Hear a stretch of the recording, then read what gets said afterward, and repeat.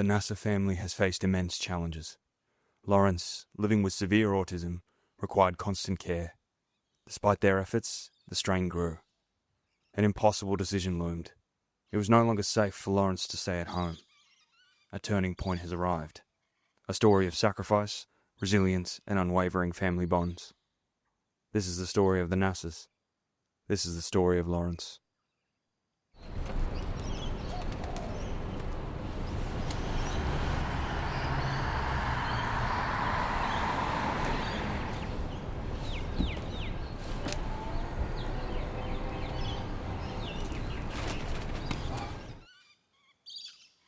So he likes chicken schnitzel and nuggets, so with all that stuff, it's really, air fryers are fantastic, yeah.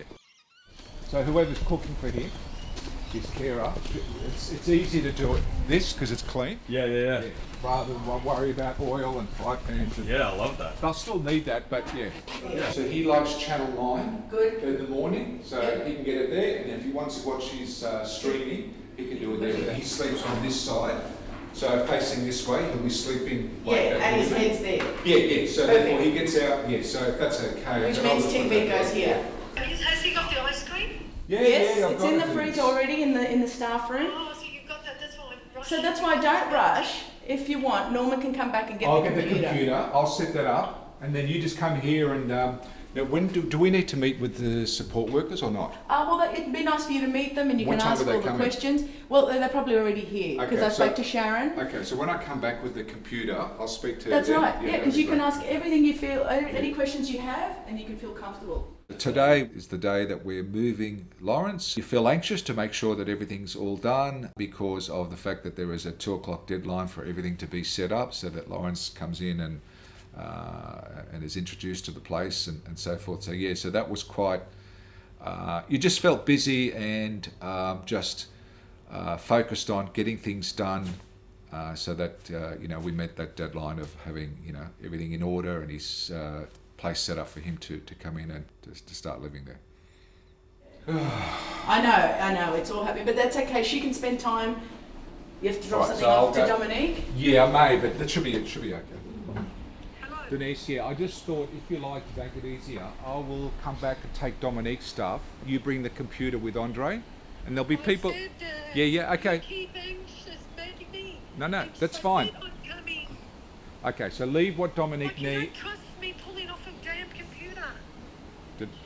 That's fine. Okay, so what I suggest, can you just listen? So I beg your pardon?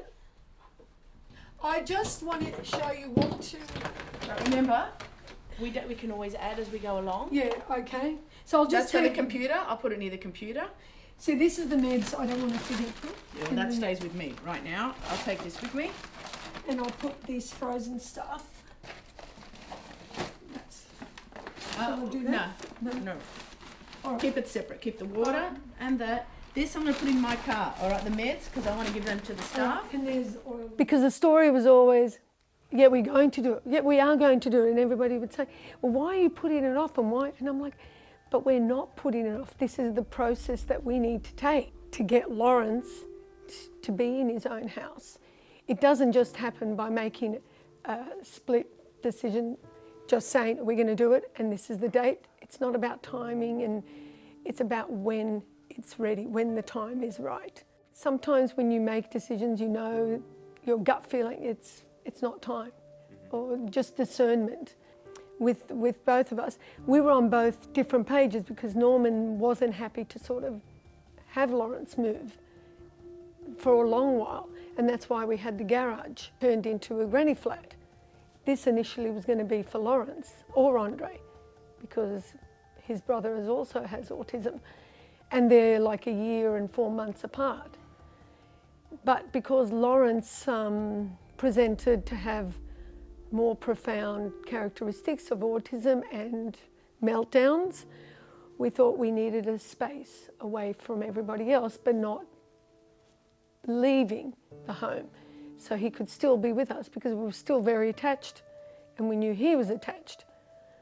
But as time went on, that attachment I felt, I don't know about Norman, my husband, I felt that attachment was more attached to the things that we could give him, or to the rituals, or to his daily routine. That's what he was attached or obsessed in doing. That's what helped me with the decision making. When someone said to me, if you could ask him now what he would like to do, what would Lawrence say? And I said, like if you said to Lawrence, where would you like to live? If Lawrence wanted to say something, would he say, I want to have my own place? If he could and express those without feeling upset, because his autism makes him obsessed, and he wants to do those things because that's what he knows and that's what he can predict. It makes him feel, whole.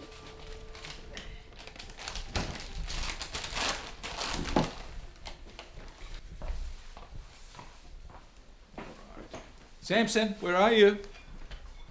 Sammy. He's over here. Where? Come on. There you go.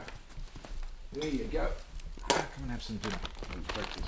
This is my home. This is where Lawrence, my brother, lives. I feel kind of like this is a fresh new start. It's going to be different with how I'd have my brother here. Very different, and means I get to spend some more time with my parents. Because sister's out, and Zudo's out, so it'll just be me and Mum and Dad, and Samson. And things will be really different around here now that everyone's leaving. It's going to be a lot quieter when I come in this room now. We're just going to not surprise Lawrence. He knows we're coming, but still a surprise to see Mum. Thank you, Paula. What's this area called? It's called Can you show us around? the couch, Yeah. the kitchen, Oh, the microwave and fridge, and the bedroom, and the bedroom. Well, this is the bedroom. and the bathroom. Wow, it's big enough for you, isn't it? Where do you brush your teeth, Lawrence? In the bathroom. In the bathroom. Can you show us where your backyard is? Show us where So the backyard. Or where you... So where you sit in the computer, Lawrence, what's that called? That's Samsung. it starts with L. Norman, you don't have to Is prompt it the him. Living room. That's right. Is this the dining table? That's the dining table. The Samsung. It's different to one in Glenwood. What's Similar to the one in Glenwood. Is it similar or different? The one in Glenwood is rectangle. Rectangle. This one's round. Circle. Where's Uncle Sam? Where's Uncle Sam? He's at home. Beecroft. Home in Beecroft. Where's Uncle Joe? But we're going to talk about your home. In Piermont. No. Hey, Lawrence. What's that computer? Samsung. What's on there? All the songs on iTunes. Where did you get all those songs? I got them on the iTunes. Where did you borrow them from? The library. What operating system is it? Franciscus Henry, Peter Combe, and the Hooly Doolies. Fundamental driver, I guess, without me realising, is a subconscious driver. In being the eldest of the 24 cousins, that's not a role.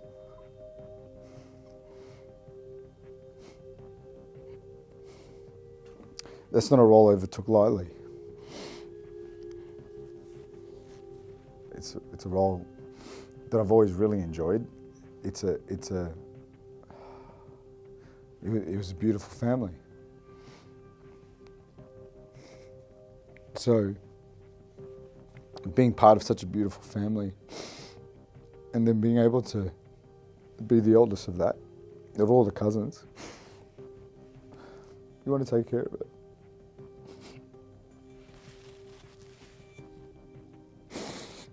You're not allowed to put all this in. What prompted Good Housing was the fact that we knew that there was a challenge, and it was real within our own family, and we felt it. And in reality, Sam had identified in talking to Denise on a regular basis that there was just nothing that was responding to the needs of what Denise was asking for. And we also had other cousins, so Andre, we also had other cousins as it relates to Lukey. It helped us appreciate and understand exactly how important being comfortable and certain about the future of housing outcomes or a home, having a home that could respond to the needs, the complex needs of someone like Lawrence. From what we could see and what we identified and understood at the time, we thought that we could just be able to do something in a way that could be better, a way of which could utilise and leverage the empathy that we have and the appreciation that we have for tenants and their families, and our skills and our background and skill set. That between Sam and I, his background in building and construction and my background in development and law, to then be able to produce a housing type with the services that are required to make people feel confident and safe and to trust that process. The business was founded on the basis of an understanding and an appreciation of what we understood as being a challenge, a major challenge within our own family, as well as the ripple effects that not having the right house or the right home that responds to the needs of someone with a very complex disability could have not only just on themselves, not living in the right home, but the people around them inside a home as well, being my aunties and my cousins. It was a little bit challenging in the first instance because I had read Lawrence's profile and his support needs based on his documentation. I understood all of the allied health reports and the therapist reports that had been conducted. But for me personally to have an impact about how to steer what might be the next outcomes for him and the family was to meet him. So I asked the family, or Lawrence's parents, whether I could come to the family home. And initially they hesitated, but not hesitated because they didn't want me there. Hesitated because they were still learning about me, but obviously there were things going on in the family home that they knew was not usual, and wasn't sure about, what that would look like for me. So I kind of sort of said pretty openly to them, I've worked in the disability field for a really long time. I've supported families through this transition a lot. It would really help me understand your family dynamic, and then instantly it was, sure, come over. So we arranged that, and we sort of sat there talking and just observing for a couple of hours, which gave me greater insight to what was happening and really helped me connect the dots with the written reports from the other professionals. Lawrence has complex support needs that requires, very, person-centred development of support around a very strict routine with some consistent approaches which would be almost impossible to do in a family home. And if you think about Lawrence's family network, his informal supports, he obviously was living at home with mum and dad. Another sibling with a disability. And his grandfather, who was going through some ageing situations, but also dialysis, which is complicated in itself. So for me, it was really clear that we were not going to solve, with any level of support coming into the family home, Lawrence's situation. He had all the normal milestones and growing up and went to primary school. He had support units. He went to high school amongst all the mainstream, but he had his own satellite units that he used to access his learning. When he was reaching through puberty, which was about 16, maybe 15, 16, we saw changes, major changes, where it was a lot more robust and a lot more physical. Not because Lawrence is an aggressive person, but because he couldn't express himself. And I feel that Lawrence's demands on himself became larger and couldn't understand the world the way he understood it. It was easy to sort of integrate him into primary and to do what everybody else was doing, because you just sort of fit in. You slide in with everybody else. It wasn't noticeable. He didn't stand out. And if he did have, temper tantrums, they'd be quick to sort of give him what he wants, or we'd give him what he wants, and he'd be fine. But as he grew up, we felt like, we needed to teach him there's moral codes and social norms that you need to abide by. And he was unrelenting. He didn't understand, like, his circumstances and his reasoning were not fully there. Cognitively, it was very hard for Lawrence to be receptive and understanding what we were trying to get him to. And hence I think that's where he sort of escalated to the point we were living in fight and flight and survival, just survival mode. And our very first sort of one would have been around the 16 years old, and now he's 25, so about 9 years of this. That's 9, 10 years. And our very first time we experienced it, it was an eye-opener. It was scary. But what I felt we did, we tried to normalise it and make it like not our problem, but make it our responsibility to sort of make it better. It's okay, it'll be fine. You know, this has happened. Lawrence has escalated, he's broken, I don't know, he's kicked the door, or he's screamed, and he doesn't sort of know how to hit, but he's just expressing his emotions by throwing things, hitting things. And if you're in his way or his pathway, you'll receive the end of Lawrence's fist or hand or bite, whatever. And Norman's received many of those.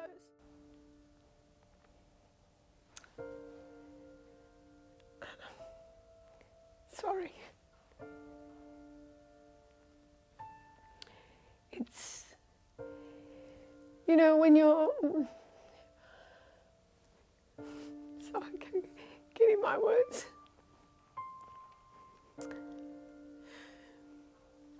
When you've got a child or two children who are dealt with a diagnosis of autism, it's a loss, because you have all these plans, and it's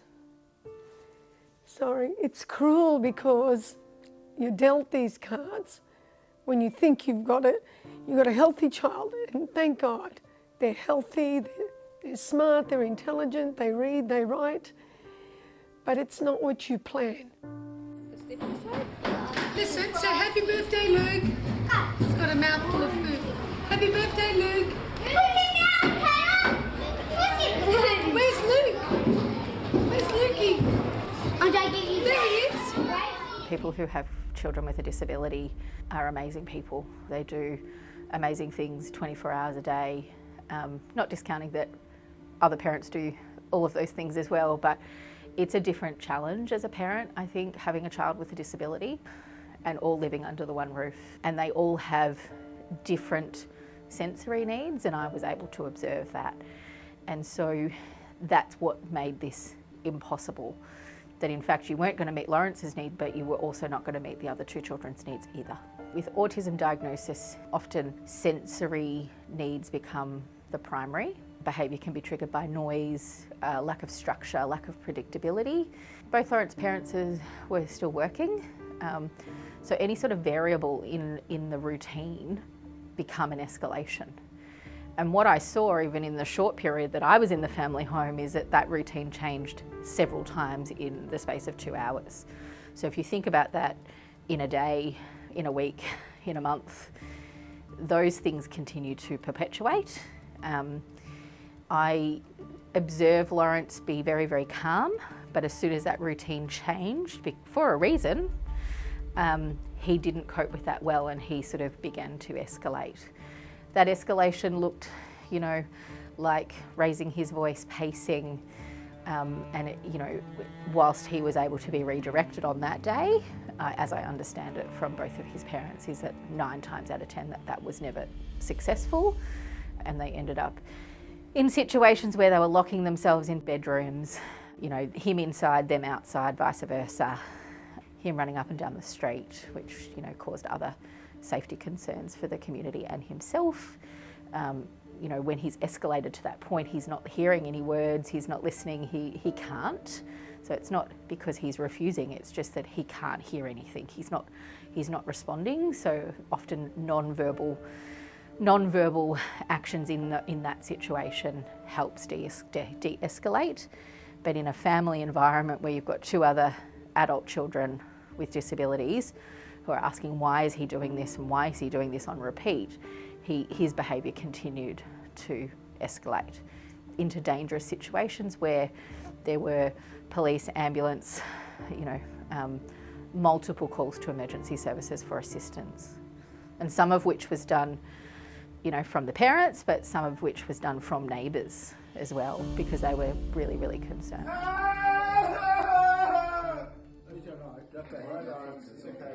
We're going to go to bed now. Lawrence. Okay, it's all right. Good night.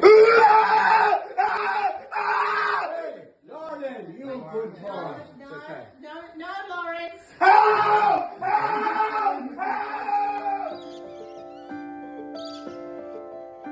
Can you show me your new home? Yes. Can you show me?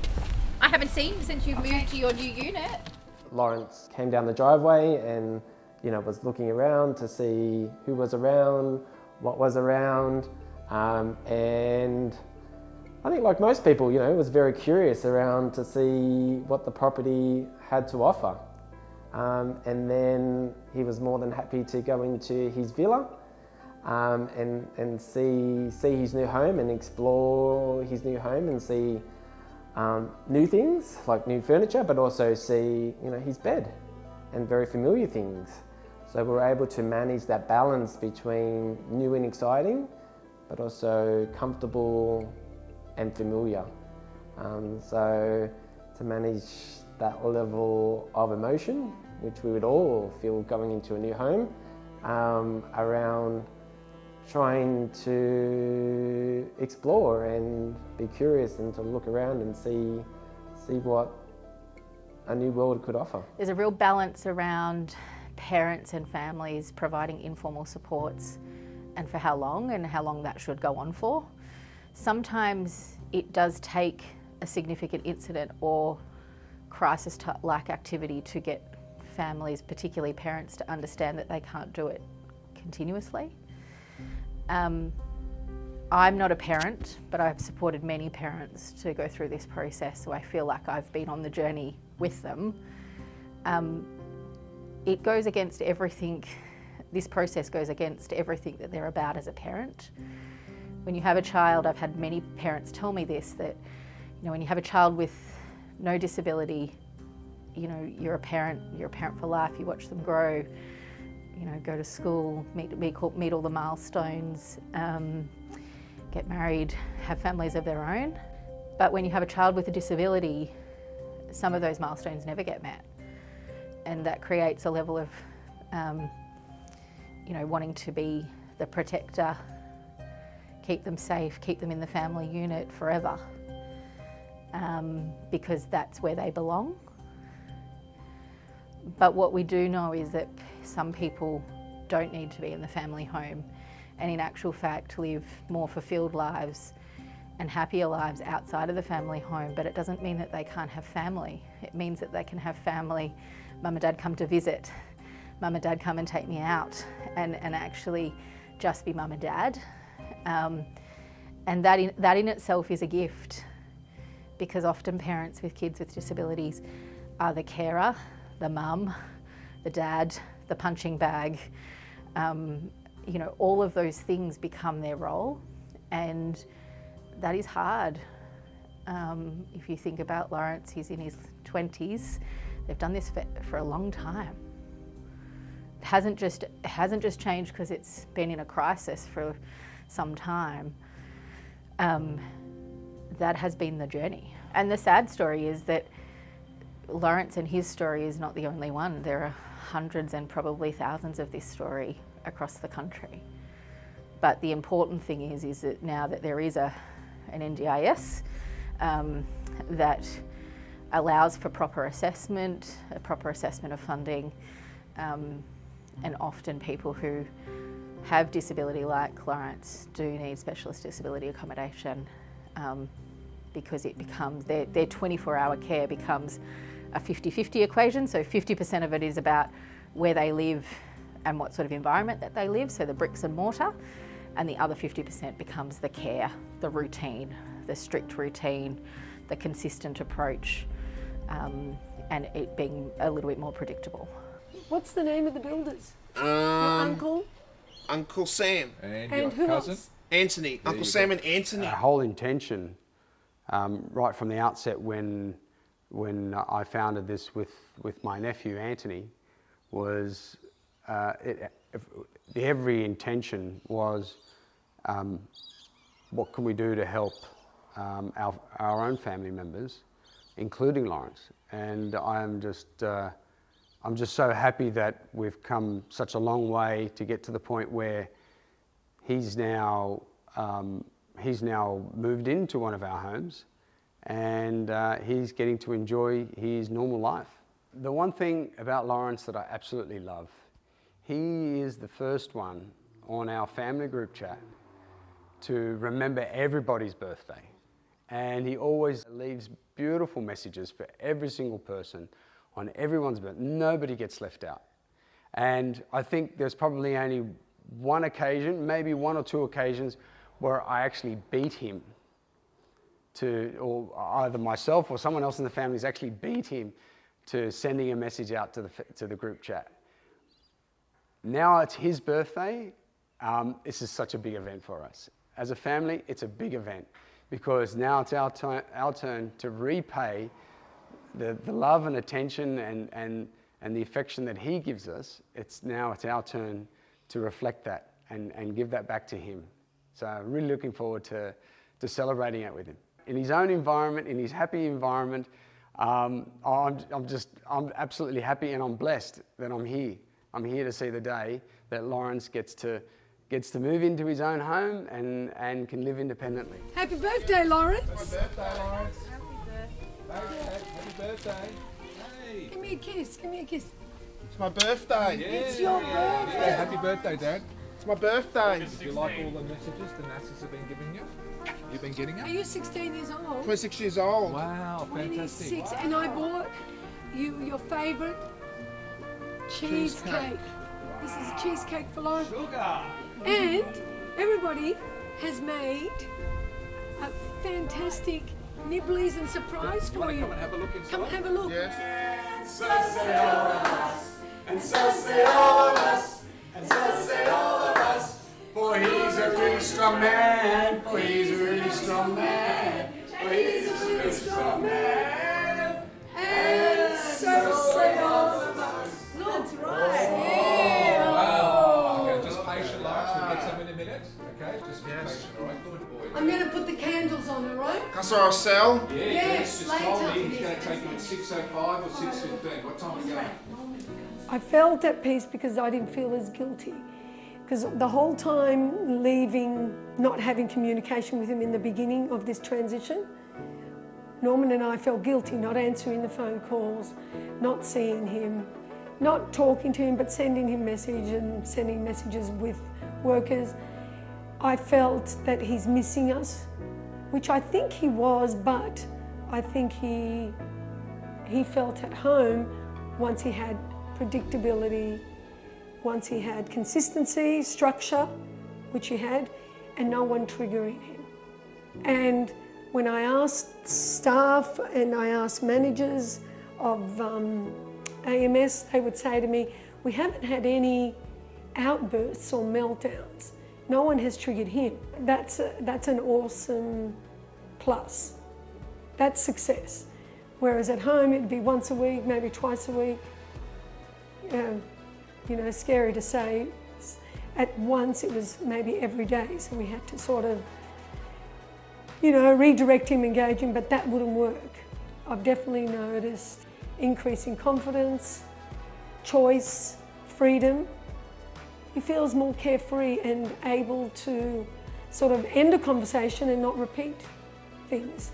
I've seen a lot of positive.